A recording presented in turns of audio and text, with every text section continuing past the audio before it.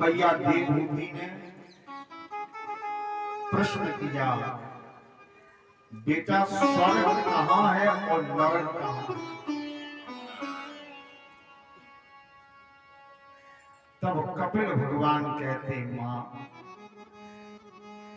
स्वर्ग और नरक यही है, इसी मर्त्य लोक में है, इसी संसार में। कपिल भगवान अपनी मां से कहते हैं, अत्रेव नरका स्वर्ग इति माता। मां, यही स्वर्ग है और यही नरक। जो जीव संसार की यातनाएं भोग रहा है, कष्ट भोग रहा है, वो नरक है। और जो संसार में आकर सत्संग कर रहा है,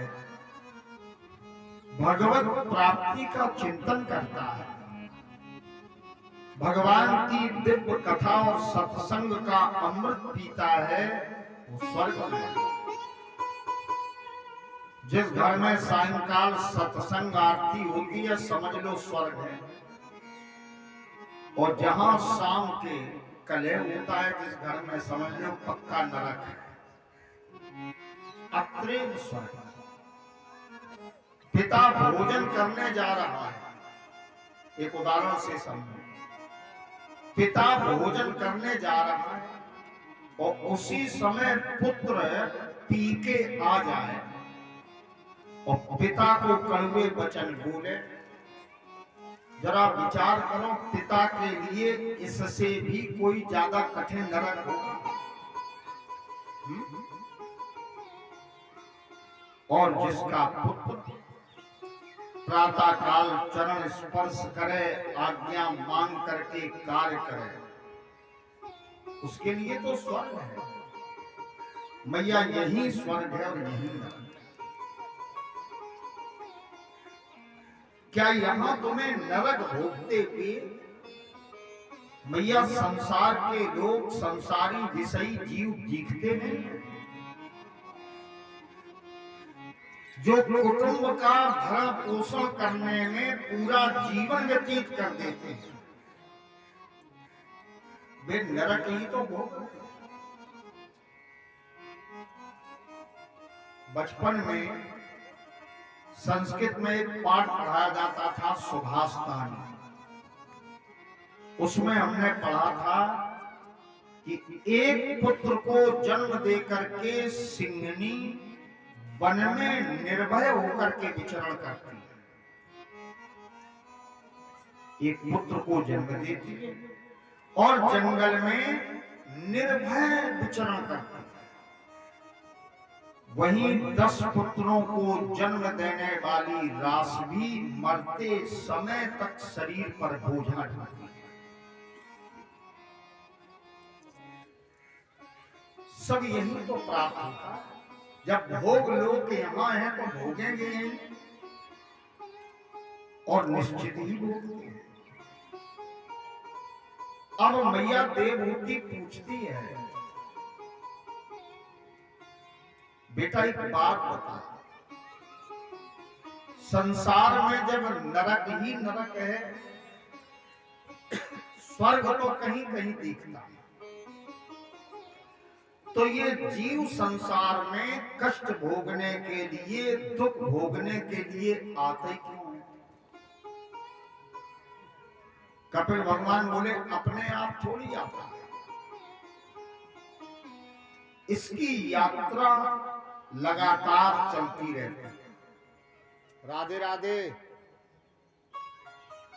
इसकी यात्रा चलती रहती है, रुकती नहीं है, विराम नहीं लेती। ये शरीर बदला, दूसरे वस्त्र मिल गए, वो पहन लिए।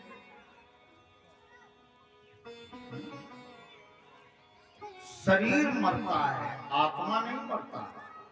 न हन्यते हन्य माने शरीर। जैसे कोई वस्त्र बदलता है, वैसे ही आत्मा भी शरीर रूपी वस्त्र को बदलती है।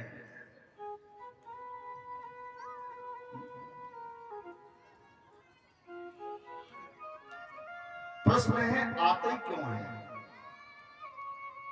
कपिल भगवान कहते, मां, इसको कर्म का भोग करने के लिए यहां भेजा जाता है। पहले तो ये आना नहीं चाहिए, लेकिन भगवान कहते हैं अब की बार मेरा भजन करना, सत्संग करना, तो मुक्ति मिल जाएगी और आवागमन के बंधन से मुक्त हो जाओगे।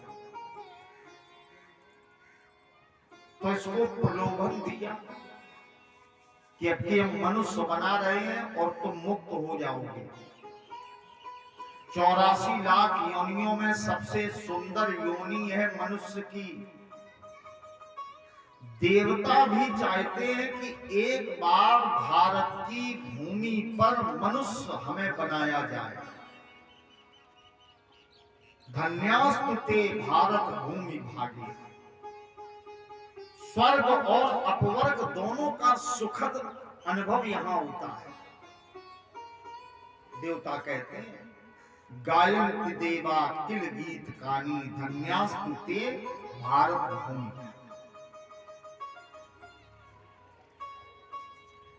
देव दुर्लभ मानव शरीर मिलता है केवल अपने पूर्व जन्म के जो कर्म हैं उनके भोगने के लिए। वैसे ही हमें योनि मिलती। मैया बोली तो आता कैसे है? तब बताया कि जिस समय जलवृष्टि होती है तो धरती से अन्न उत्पन्न होता है।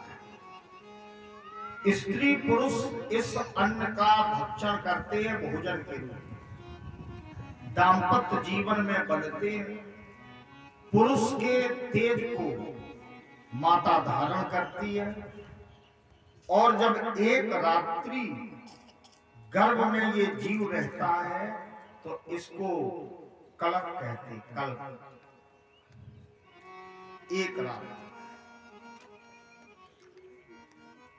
और जब 10 दिन का ये हो जाता है तो इसका आकार बूंद की तरह इसको बुदबुदा कहते हैं। 1 महीने में इसका आकार बेल की तरह।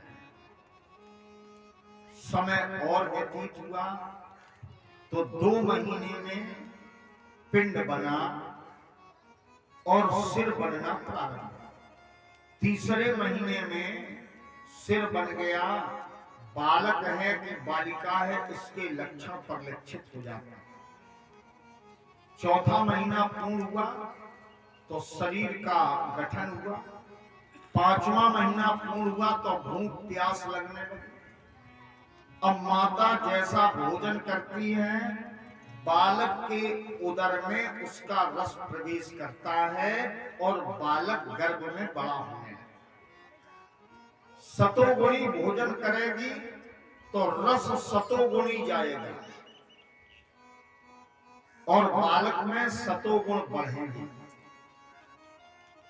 और अगर मान लो चाउमीन और मैगी प्रिय है तो लला तो बोतल पिएंगे। प्रेम से बोलो राधे। सात्विक भोजन करना चाहिए। गर्भवती माता को सतोगुणी भोजन और भगवान के चरित्र पढ़ने और सुनने चाहिए तो भक्त बालक उत्पन्न होगा, आज्ञाकारी उत्पन्न होगा। नियम तो सब है लेकिन कोई मानता नहीं है। प्रेम से बोलो राधे। और मानोगे तो उसका परिणाम मिलेगा। जब 6 महीने हुए तो घूमने लगा गर्भ में। 7वां महीना हुआ। कपिल भगवान बोले, मैया गर्भाशय में स्थान ज्यादा नहीं होता तो भगवान ने गर्भ में ही इसको उल्टा कर दिया। गर्दन और पीठ को जबरदस्ती भगवान ने गर्भ में मोड़ करके और बंधन में इसको जकड़ दिया। हाथ पैर सब बंधे, उल्टा लटका है, गर्भ के कीड़े काटते हैं। माता जब तिक्त कषाय कड़वा भोजन करती है तो बालक की त्वचा को कष्ट होता है, तब ये गर्भ के भीतर होता है। भागवत जी में वर्णन है, जंतुर उवाच, तब दुखी होता है और गर्भ में इसको भगवान के अतिरिक्त कुछ दिखते ही नहीं। एक बात और कहूं, गर्भ में जीवात्मा को अपने 100 जन्मों तक की याद रहती है। कितने जन्म की? 100 जन्म तक। तब ये ठाकुर जी को पुकारता है, बंधा पड़ा है, बंधन में है, गर्भ के कीड़े काट रहे हैं, मलमूत्र के भांड में पड़ा हुआ जीव अपने अनुचित कर्म का स्मरण करते हुए ठाकुर जी को पुकारता है, रोता है, दुखी होता है, दीन बनता है, प्रार्थना करता है। भागवत जी में वर्णन है, जंतुर्वाच, जीव बोला, तस्योपसन्नवितम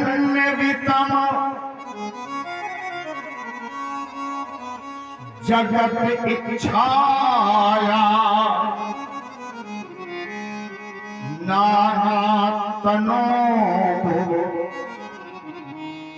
जल चरणारविंदम।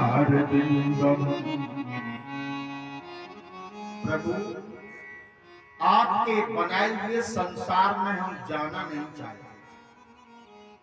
देखो, दुनिया का तमाशा अजीब है। पहले तो यहाँ कोई आना नहीं चाहता, और अगर आ जाए तो चाहे चारे पाई पे पलो रहे, लेकिन जाना नहीं चाहता। ये तो ऊपर से कहते थे, अब भगवान हमें उठाए ले। ये तो ठाकुर जी का नियम है। अच्छा, एक बात और है, अगर भगवान न उठाए तो मान लीजिए हमारे पिताजी होते, पिताजी के पिताजी होते, फिर उनके पिताजी, लगभग 20 पुरखा एक घर में पड़े होते, तो बहुएं बेचारी कौन आती है? प्रकृति का जो भी नियम है वो बुरा नहीं है। 3 पीढ़ी तक को तो सहन नहीं कर पाता, और सब पुरखा होते 20 पीढ़ी तक के। जाना नहीं कोई चाहता, लेकिन जबरदस्ती खाली कराया जाता है। खाली करो, तुम्हारा एग्रीमेंट खत्म हो गया। और ये कोर्ट, इस कचहरी का एग्रीमेंट बढ़ भी जाता है, दोबारा ले लो। लेकिन प्यारे, वहां ना स्टे चलेगा, ना गिरफ्तारी पे स्टे लगेगा, और ना एग्रीमेंट बढ़ेगा। जो कुछ है बस उतना ही रहेगा। इसके बाद भी अगर हम भगवान की ओर नहीं मुड़ते तो हमें 1 वर्ष भी ज्यादा मिलने वाला नहीं, 1 दिन, 1 क्षण नहीं मिलेगा। जो समय निश्चित है, दुनिया से जाना पड़ेगा, जबरदस्ती खाली करना पड़ेगा। ये पंचायती धर्मशाला है, 5 तत्वों का बना हुआ है, तभी तो पंचायती है। जबरदस्ती यम के दूत अथवा देवदूत, अच्छे कर्म किए हैं तो देवदूत, और गलत कर्म किए हैं तो यमदूत जबरदस्ती इस मकान को, इस धर्मशाला को खाली कराएंगे। छोड़ दो, ये पंचायती है, तुम्हारा नहीं है। 80 वर्ष रह लिए, 85 वर्ष रह लिए, बहुत। कपिल भगवान कहते हैं, जीव रोता है और कहता है, नाना तनु भोगी जल चल रहा। नाना प्रकार का शरीर मिला, कितनी कितनी योनियों में गया, 84 लाख योनियों में भटका। लेकिन प्रभु तुम्हारे कमलवत चरणों का मुझे दर्शन नहीं है। भगवान बोले तो अब क्या चाहते? तो कहता है सोहम प्रजामि शरणम हाकुतो भयम येन ईदृशी गतिम ददर्श अहम शरणम प्रजा। प्रभु मुझे संसार में मत भेजिए। भगवान बोले तो गर्भ में हो तो फिर कहां ले जाएं? तो जीव बोला कि अपनी शरण में गोविंद ले लीजिए, अपने पास बुला लीजिए, अपने से दूर मत कीजिए। अरे यहां तो विचित्र डर लग रहा है, बड़ा भय लग रहा है गर्भ में, मैं संसार में नहीं जाऊंगा। अरे जब पहुंचा नहीं तो इतने कष्ट, और जब पहुंचूंगा तब तो बड़े कष्ट में। मैं बड़ी दुर्गति देख रहा हूं, उल्टा लटका हूं, बुलाइए अपने पास। भगवान कहते हैं तो एक शर्त है, अब आ गए हो तो जाना तो पड़ेगा, लेकिन अब की बार यदि मेरा भजन करोगे तो फिर कभी नहीं जाना पड़ेगा, आवागमन के बंधन से मुक्त हो जाओगे, जाना नहीं पड़ेगा।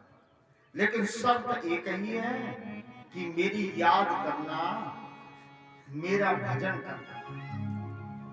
देखो भाई ये मजबूरी में है, तो जीव बोला कि प्रभु इस संकट से हमें मुक्त कीजिए, भजन के अलावा कुछ नहीं करेंगे, केवल भजन करें।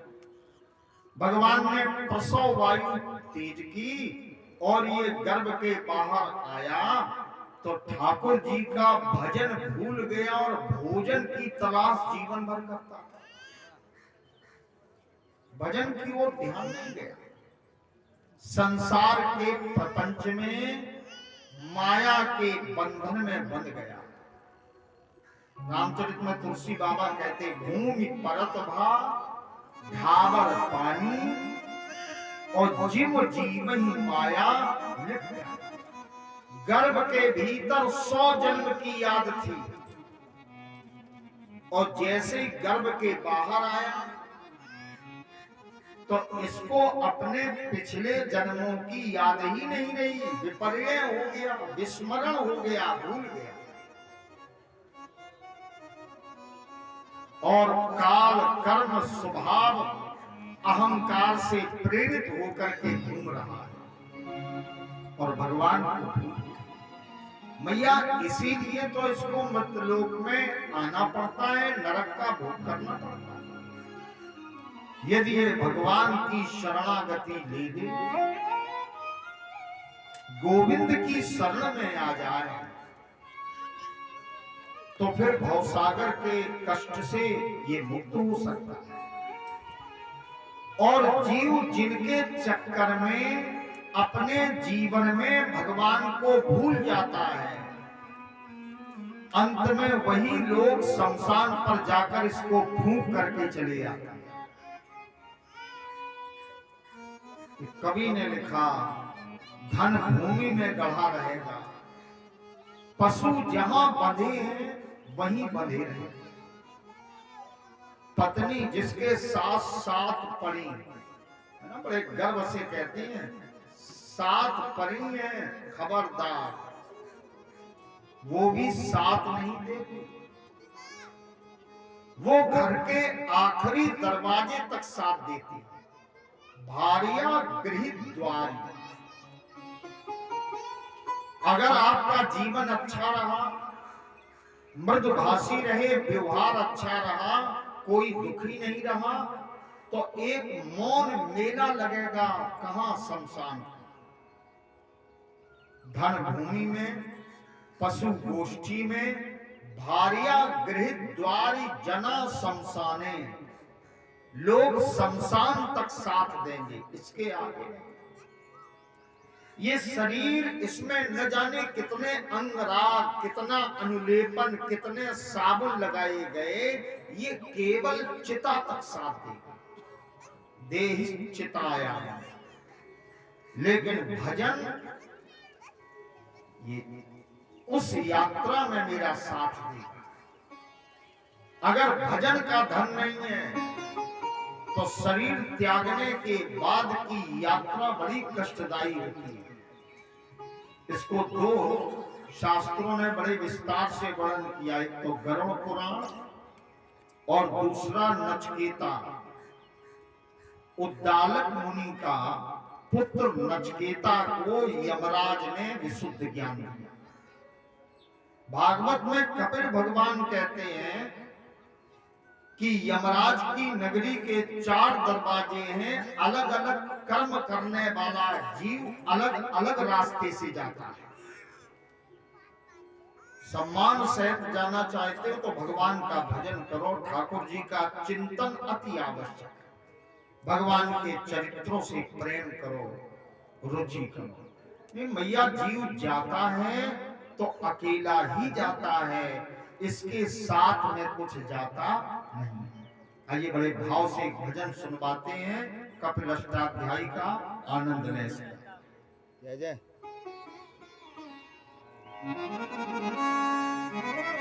जाएगा जब यहाँ